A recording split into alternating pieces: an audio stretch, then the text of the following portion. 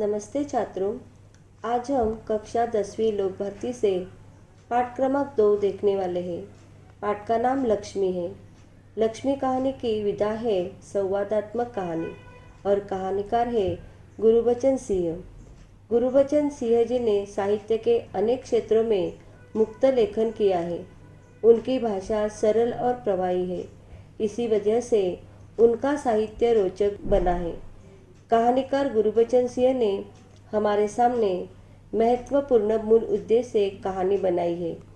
पहला उद्देश्य है, अगर हम किसी को भी वचन देते हैं तो उसे हर परिस्थिति में निभाना चाहिए। दूसरा उद्देश्य है कि कोई भी प्राणी हमारे फायदे का होता है तब उसकी हम अच्छी तरह से देखभाल करते हैं, लाड़ प्यार से पालते हैं। लेकिन वही प्राणी अगर अनुपयोगी होता है तो उसके प्रति हमारा व्यवहार बदल जाता है।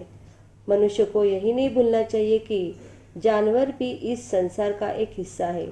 प्राणी हमारे लिए उपयोगी क्यों न हो, हमें घर के सदस्य की तरह बहुत लाड़ प्यार से पालना चाहिए। यही हमारा कर्तव्य है, धर्म है। इस कहानी में कहानीकार ने हमें भूतदया, मित्रता, आत्मीयता, सदाचार, परोपकार आदि मूल्यों को समझने का प्रयास किया है।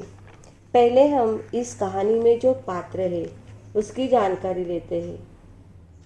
करामत अली कारखाने में काम करता है। करामत अली की पत्नी रमजानी, उनका एक बेटा है। बेटे का नाम रहमान। करामत अली का मित्र, उसका नाम ज्ञान सिंह। कारखाने में एक काम करने वाला एक साथी है, उसका नाम है नईम। यह कहानी लक्ष्मी से शुरू होती है। लक्ष्मी मवेशियों के शौकीन ज्ञान सिंह की प्रिय गाय थी। नौकरी के अवकाश के बाद ज्ञान सिंह को मकान खाली करने की नौबत आई। लक्ष्मी को रखने की समस्या उत्पन्न हुई। तभी ज्ञान सिंह ने अपने दोस्त पड़ोसी करामत अली को लक्ष्मी को संभालने को दिया। करामत अली लाड़ प्यार से उसकी सेवा करते थे, पर जब लक्ष्मी ने दूध देना बंद कर दिया तो उनके परिवार के लिए समस्या बन जाती है। तभी लक्ष्मी के प्रति व्यवहार बदल जाता है। कहानी का मैं वाचन करती हूँ। जहाँ पे कठिन शब्द का अर्थ स्पष्ट करती हूँ उसे ध्यान में रखिए या लिखकर लीजिए। कहानी है, उस दिन लड़के ने तैश में आकर लक्ष्मी की पीठ पर 4 डंडे बरसा दिए। तैश में आना मतलब क्रोध में आना, क्रोध का आवेश आना। वह बड़ी भयभीत और घबराई थी। जो भी उसके पास जाता सिर हिला उसे मारने की कोशिश करती या फिर उछलती कूदती, गले की रस्सी तोड़कर खूंटे से आज़ाद होने का प्रयास करती। करामत अली इधर 2-4 दिनों से अस्वस्थ था, लेकिन जब उसने यह सुना कि रहमान ने गाय की पीठ पर डंडे बरसाए हैं तो उसे रहा नहीं गया। वह किसी प्रकार चारपाई से उठकर धीरे धीरे चलकर बथान में आया। बथान मतलब पालतू गाय बैल रहने का जो स्थान होता है। आगे बढ़कर उसके माथे पर हाथ फेरा, पुचकारा और हौले से उसके पीठ पर हाथ फेरा। लक्ष्मी के शरीर में एक सिरहन सी दौड़ गई। सिरहन दौड़ जाना मतलब भय से कंप होना। ओहो, कंभक ने कितनी बेदर्दी से पीटा है। उसकी बीबी रमजानी बोली, लो चोट की जगह पर यह रोगन लगा दो, बेचारी को आराम मिलेगा। करामत अली गुस्से में बोला, क्या अच्छा हो अगर इसी लाठी से तुम्हारे रहमान के दोनों हाथ तोड़ दिए जाए। कहीं इस तरह पीटा जाता है। रमजानी बोली, लक्ष्मी ने आज भी दूध नहीं दिया तो उसकी सजा इसे लाठियों से दी गई। रहमान से गलती हो गई, इसे वह भी कबूलता है। यहाँ पे रहमान को अपने गलती का एहसास हो गया, इसलिए रहमान ने अपनी गलती स्वीकार की है। रमजानी कुछ क्षण खड़ी रही, फिर वहाँ से हटती हुई बोली, देखो अपना ख्याल रखो, पाँव इधर उधर गया तो कमर सिकवाते रहोगे। करामत अली ने फिर प्यार से लक्ष्मी की पीठ सहलाई। पीठ सहलाना मतलब प्रेम पूर्वक हाथ फेरना। मुँह ही मुँह में बड़बड़ाया, माफ कर लक्ष्मी, रहमान बड़ा मूर्ख है उम्र के साथ तू भी बुढ़ा गई है। डेयरी फार्म के डॉक्टर ने तो पिछली बार ही कह दिया था यह तेरा आखिरी बरस है। लक्ष्मी शांत खड़ी अपने जख्मों पर तेल लगवाती रही। वह करामत अली के मित्र ज्ञानसिंह की निशानी थी। ज्ञानसिंह और करामत अली एक दूसरे के पड़ोसी थे। वे कारखाने में भी एक ही विभाग में काम करते थे। प्रायः एक साथ ड्यूटी पर जाते और एक साथ ही घर लौटते। ज्ञानसिंह को मवेशी पालने का बहुत शौक था। मवेशी मतलब कृषि कार्य में उपयुक्त तथा दुधारू पक्षी। प्राय उसके घर के दरवाजे पर भैंस या गाय बंधी रहती।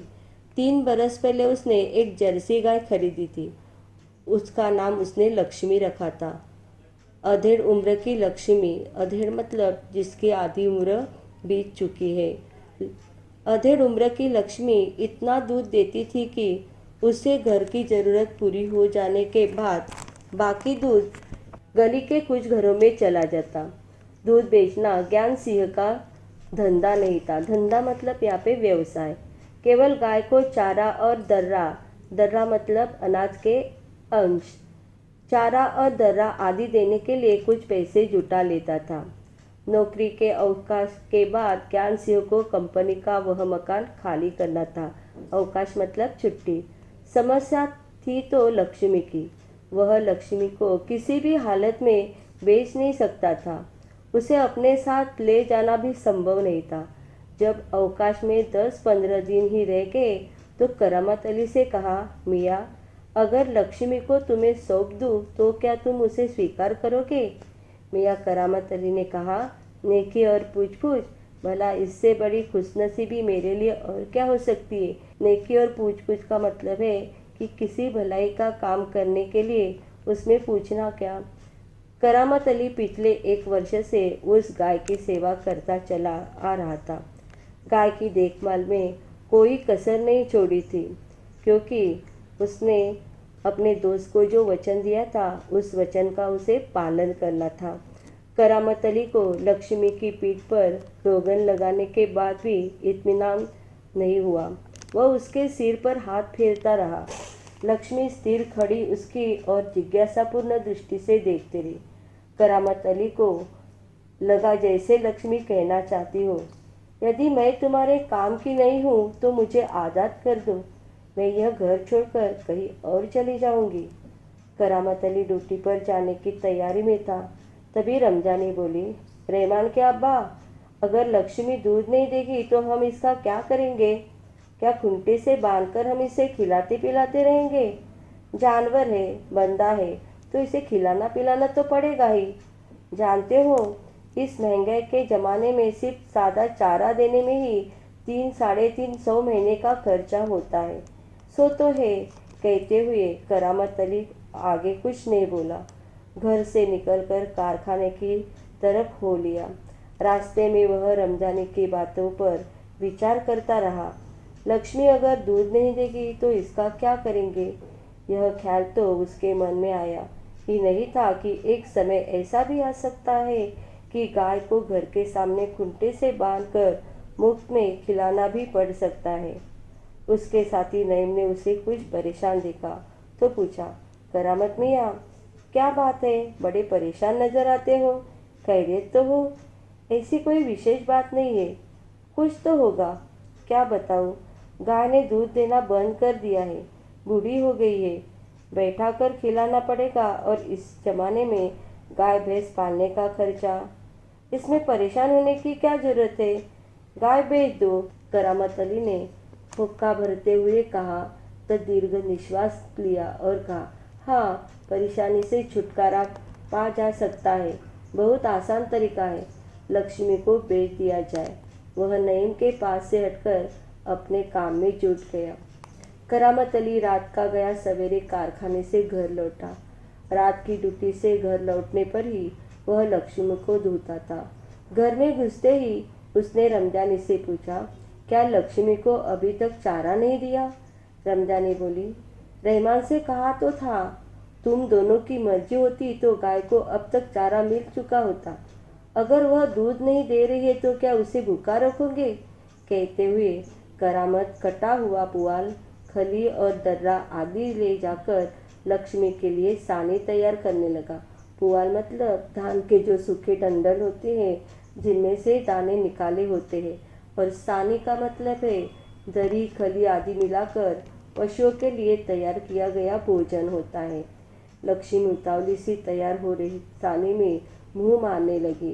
बेचारी को बहुत भूख लगी थी, इसलिए वो जल्दी जल्दी खाने लगी। गाय को सानी देकर करामत अली उसकी पीठ देखने लगा। रोगन ने अच्छा काम किया था, दाग कुछ हल्के पड़ गए थे। 10-15 दिनों से यूं ही चल रहा था। एक दिन जब करामत अली ने पुआल लाने के लिए रमजान से पैसे मांगे तो वह बोली, मैं कहाँ से पैसे दूँ? पहले तो दूध की बिक्री के पैसे मेरे पास जमा रहते थे, उनमें से दे देती थी, अब कहाँ से दूँ? लो, यह राशन के लिए कुछ रुपए रखे थे। कहते हुए रमजानी ने संदूकची में से 20 का एक नोट निकालकर उसे थामते हुए कहा, इसमें लक्ष्मी का राशन ले आओ। ठीक है, इससे लक्ष्मी के 2-4 दिन निकल जाएंगे। आखिर इस तरह कब तक चलेगा? रमजानी दुखी स्वर में बोली, तुम इसे खुला छोड़कर आजमा कर तो देखो। कहते हो तो ऐसा करके देख लेंगे। दूसरे दिन रहमान सवेरे 8-9 बजे के करीब लक्ष्मी को इलाके से बाहर जहाँ नाला बहता है, जहाँ झाड़ झंकाड़ और कहीं धूप के कारण जमीन हरी नजर आती है, धूप मतलब दुर्वा घास, छोड़ आया ताकि वह घास इत्यादि खाकर अपना कुछ पेट भर ले। लेकिन माँ बेटे को यह देखकर आश्चर्य हुआ कि लक्ष्मी 1-1.5 घंटे बाद ही घर के सामने खड़ी थी। उसके गले में रस्सी थी। एक व्यक्ति उसे रस्सी को हाथ में थामे कह रहा था, यह गाय क्या आप लोगों की है? रमजानी ने कहा, हाँ, यह हमारी गाय का सब चारा खा गई है। इसे आप लोग बांध कर रखें, नहीं तो काजी हाउस में पहुंचा देंगे। काजी हाउस का मतलब है सरकारी मवेशी खाना, जिसमें लावारिश पशु बंद करके रखे जाते हैं। रमजानी चुप आगंतुक की बातें सुनती थी। दोपहर बाद जब करामत अली ड्यूटी से लौटा और नहा धोकर कुछ नाश्ते के लिए बैठा तो रमजानी उससे बोली, मेरी मानो तो इसे बेच दो। फिर बेचने की बात करती हो? कौन खरीदेगा इस बुढ़िया को? रहमान कुछ कह तो रहा था, उसे कुछ लोग खरीद लेंगे। उसने किसी से कहा भी है, शाम को वह तुमसे मिलने भी आएगा। करामत अली सुनकर खामोश रह गया। उसे लग रहा था सब कुछ उसकी इच्छा के विरुद्ध जा रहा है, शायद जिस पर उसका कोई वश नहीं था। करामत अली यह अनुभव करते हुए कि लक्ष्मी की चिंता अब किसी को नहीं है, खामोश रहा। उठा और घर में जो सूखा चारा पड़ा था उसके सामने डाल दिया। लक्ष्मी ने चारे को सूंघा और फिर उसकी तरफ निराशापूर्ण आंखों से देखने लगी, जैसे कहना चाहती हो, मालिक यह क्या, आज क्या मेरे फाकने को यह सूखा चारा है? दर्रा खाली कुछ नहीं। करामत अली उसके पास से उठकर मुंह हाथ धोने के लिए गली के नुक्कड़ पर नल की ओर चला गया। 7-8 बजे के करीब रहमान एक व्यक्ति को अपने साथ लाया। करामत अली उसे पहचानता था। इसके पहले कि उससे कुछ औपचारिक बातें हो, करामत अली ने पूछा, क्या तुम गाय खरीदने आए हो? उसने जवाब में कहा, हाँ, बूढ़ी गाय है, दूध वूध नहीं देती। तो क्या हुआ, तुम इसे लेकर क्या करोगे? मैं कहीं और बेच दूंगा। यह तुम्हारा पुराना धंधा है, मैं जानता हूँ। मुझे तुम्हें गाय नहीं बेचनी। करामत मियाँ ने उसे कोरा जवाब दे दिया। कोरा जवाब दे देना मतलब साफ मना करना, स्पष्ट उत्तर देना।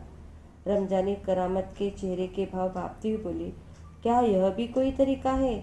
आने वाले को खड़े खड़े दुत्कार भगा दो। तुम जानती हो वह कौन है? करामत अली ने कटु स्वर में कहा, वह लक्ष्मी को ले जाकर वहाँ बेचाएगा, जहाँ टुकड़े टुकड़े होकर बिक जाएगी।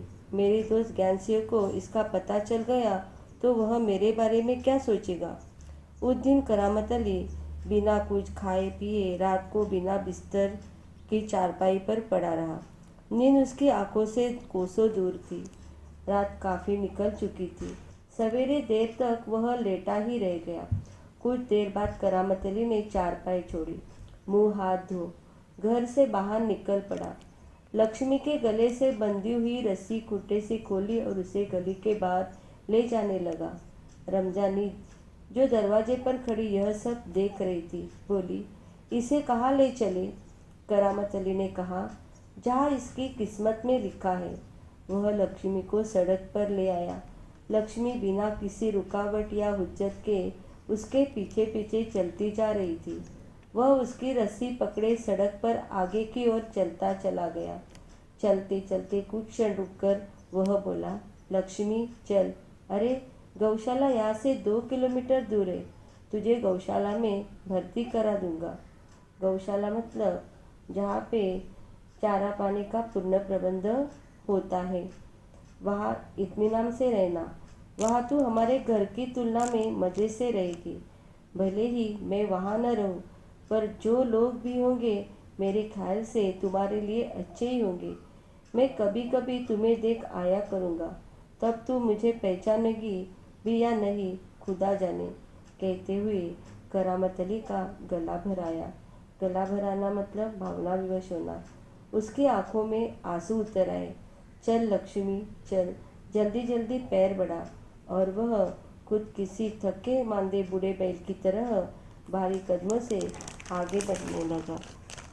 तो बच्चों, इस कहानी के माध्यम से कहानीकार ने प्राणियों पर दया भावना व्यक्त करने का प्रयास किया है। धन्यवाद।